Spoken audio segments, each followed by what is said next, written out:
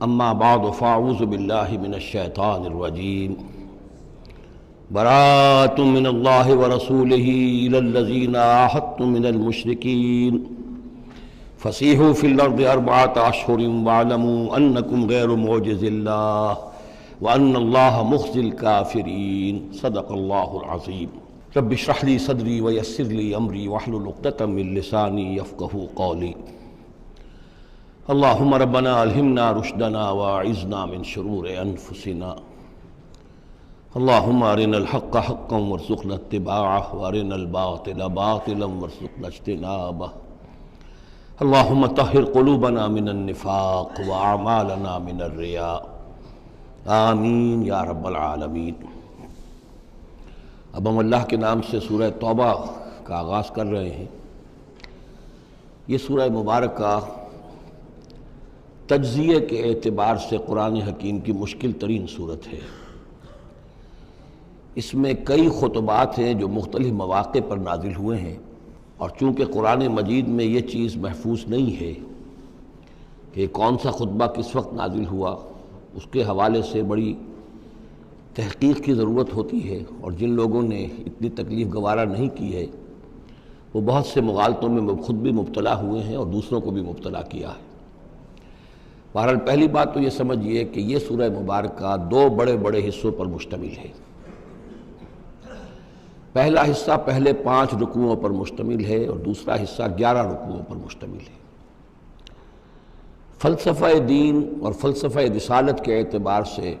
ان دونوں حصوں کے مابین فرق یہ ہے کہ نبی اکرم صلی اللہ علیہ وسلم کی جو بعثت ہوئی تھی، براہ راست بعثت جن میں سے آپ خود تھے،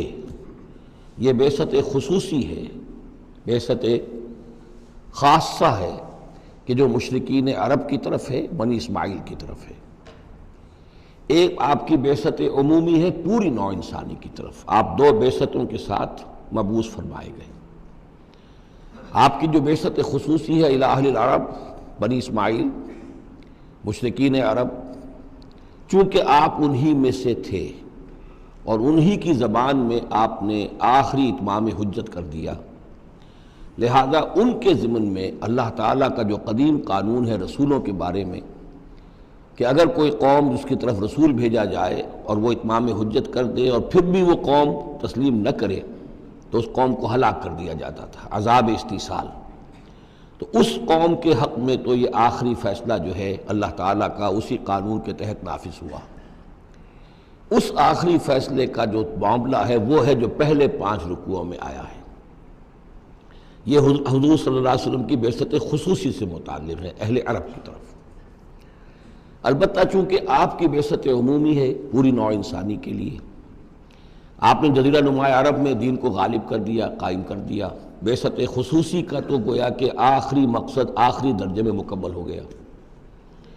لیکن یہ بعثت عمومی کے کام کا آپ نے آغاز فرمایا ہے صلح حدیبیہ کے بعد۔ آپ نے 7 ہجری تک کوئی مبلغ، کوئی داعی کہیں باہر نہیں بھیجا، جب تک کہ جزیرہ نما عرب میں اس حد تک کامیابی نہیں ہو گئی کہ قریش نے آپ کو تسلیم کر لیا اور آپ کے ساتھ صلح کی، تو جس کو کہ اللہ تعالیٰ نے انا فتحنا لک فتحا مبینا قرار دیا ہے، اس وقت تک آپ نے اپنی پوری توجہ، آپ نے پورا وقت، آپ نے ساری صلاحیتیں،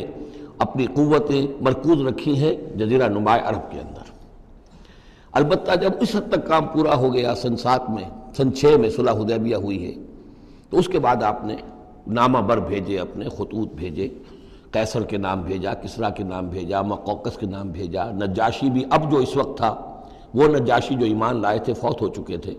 ان کی تو غائبانہ نماز جنازہ بھی حضور نے پڑھائی تھی۔ اب جو نجاشی تھے وہ مسلمان نہیں تھے، ان کے پاس بھی خط گیا۔ ان خطوط کے نتیجے میں سلطنت روما سے ایک ٹکراؤ شروع ہو گیا۔ غزوہ موتا ہوا اور اس کے بعد غزوہ تبوک۔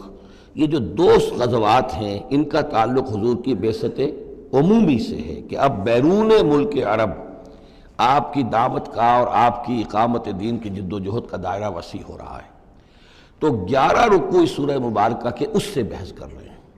وہ غزوہ تبوک کے گرد ہیں۔ ان میں سے 4 رکوع وہ ہیں کہ جو غزوہ تبوک کے لیے ذہنی تیاری کے لیے،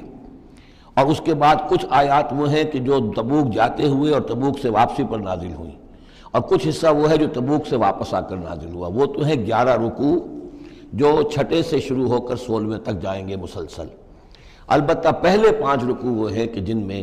اندرون جزیرہ نمائے عرب، اندرون ملک آپ کے جو مشن تھا اس کی تکمیل کا جو آخری مرحلہ تھا اس کا اعلان ہو رہا ہے۔ اب یہ جو 5 رکوع ہیں ان میں بھی ایک عجیب تقسیم ہے۔ ان میں 2 رکوع وہ ہیں کہ جو سن 8 ہجری میں فتح مکہ سے قبل نازل ہوئے، ان میں تیار کیا گیا ہے مسلمانوں کو فتح مکہ کے لیے کہ وہ نکلیں، اور ساری رد و قدا ہو رہی ہے کچھ لوگوں کی طرف سے، کچھ منافقین کی طرف سے، کچھ سادہ دل مسلمانوں کی طرف سے، نیک دل مسلمانوں کی طرف سے، کچھ ایسے لوگوں کی طرف سے کہ جن کے وہاں رشتہ دار ہیں کہ اب اگر جنگ ہوگی اور جا کر ہم حملہ کریں گے مکے پر تو اس سے یہ ہے کہ ان رشتہ داروں کو بھی گدن پہنچے گا۔ کچھ ایسے مسلمان تھے جن کی فیملیز وہاں تھیں اور انہیں اندیشہ تھا کہ وہ کہیں جب یہ چکی پیسے گی تو کہیں گندم کے ساتھ گھن بھی نہ پیس جائے۔ تو ایک رد و قدا ہے جو ان 2 رکوعوں میں آپ کو ملے گی کہ جو نازل ہوئے ہیں سن 8 میں فتح مکہ سے قبل، اور 3 رکوع وہ ہیں کہ جو نازل ہوئے ہیں سن 9 میں ذی قعدہ کے بعد۔ اور یہ جب کہ فتح مکہ ہو چکا، اس سال حضور نے حج نہیں کیا، پھر اگلے سال آپ نے بھی دوبارہ حج نہیں کیا، لیکن آپ نے ایک قافلہ بھیج دیا تھا کہ وہ جائے، اور اس کے امیر کی حیثیت سے حضرت ابوبکر صدیق رضی اللہ تعالیٰ عنہ تھے امیر الحج۔ لیکن جب وہ قافلہ روانہ ہو چکا تھا ذی قعدہ سن 9 میں، تو پھر وہ آیات نازل ہوئیں کہ جو 3 رکوعوں پر مشتمل ہیں، جن میں آخری اعلان کیا گیا ہے کہ اب آئندہ یہاں کوئی مشرک حج کے لیے نہیں آئے گا۔ سن 9 کا حج وہ مشترک تھا، اس میں اہل ایمان بھی تھے اور اہل شرک بھی تھے، مشرکین مکہ بھی تھے، ان کو بھی اجازت تھی۔ اور وہاں اعلان کیا گیا کہ آئندہ مشرکین کے ساتھ اللہ کا کوئی معاہدہ نہیں ہے، اور ایک مہلت دی جا رہی ہے اتنے وقت معین کی، اس کے اندر یا تو وہ اسلام لے آئیں اور یا ان کا قتل عام ہو جائے گا۔ یہ سخت ترین آیات ہے قرآن مجید کی کہ جو اس حصے میں نازل ہوئی ہیں، لیکن اس کا فلسفہ سمجھ لیجئے،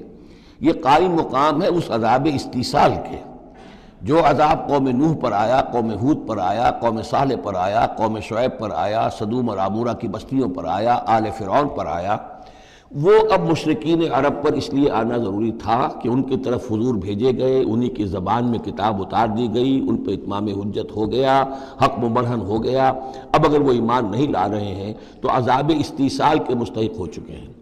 البتہ یہ کہ انہیں پہلی قسط جو دی گئی عذاب کی وہ تو غزوہ بدر کی شکل میں تھی، اب آخری یہ ہے کہ چیلنج کر دیا گیا کہ اب اتنی مدت کے اندر اگر تم ایمان لے آؤ گے تو تمہاری خیریت ہے، نہیں لاؤ گے تو تمہیں قتل کر دیا جائے گا۔ اور اس میں خود بخود امپلائڈ تھی یہ بات کہ اگر تم نہ ایمان لانا چاہو نہ قتل ہونا چاہو تو جزیرہ نمائے عرب کو خیر بات کہہ کے چلے جاؤ، جہاں سینگ سمائے چلے جاؤ، اب عرب میں نہیں رہ سکتے۔ اس جزیرہ نمائے عرب کو پاک کر دیا جائے گا شرک سے۔ تو 2 رکوع وہ 3 یہ، اب اس میں ایک اور کمپلیکیشن ہے، یہ 2 رکوع پہلے اور 3 رکوع بعد میں، ترتیب زمانی تو یہ ہے، ان 3 رکوعوں کا ایک رکوع پہلے نکال کے لے آیا گیا ہے۔ جیسے میں نے کہا تھا کہ سورہ انفال میں ایک آیت جو تھی کہ جو بڑی اہم تھی اور جو بڑی یوں سمجھیے کہ ایک حساس مسئلے پر تھی کہ مال غنیمت کا کیا ہوگا، اس کو پہلے لے آئے، حالانکہ اس کا اصل حکم، اس کی اصل بحث جو ہے وہ سورت کے اندر چل رہی ہے، جا کے وسط میں آ رہی ہے۔ اسی طریقے سے قرآن کا اسلوب ہے کہ جو خاص بہت اہم شے تھی، اگرچہ وہ ان 3 رکوعوں سے متعلق ہے جو بعد میں نازل ہوئے ہیں، لیکن ان کو پہلے سب سے پہلے صورت میں رکھ دیا گیا ہے۔ تو گویا کہ پہلے 5 رکوع بھی 3 حصوں میں ہیں۔ پہلا رکوع جو 6 آیات پر مشتمل ہے، یہ وہ 6 آیات ہیں جن کو دے کر حضرت علی کو بھیجا حضور نے صلی اللہ علیہ وسلم، وہاں جا کر حج کے اعلان کرو، اعلان عام کر دو میری طرف سے کہ اب مشرکین کے ساتھ کوئی معاہدے نہیں۔ اس کے بعد وہ 2 رکوع ہیں جو ایک سال پہلے جو ہے نازل ہوئے ہیں فتح مکہ سے قبل۔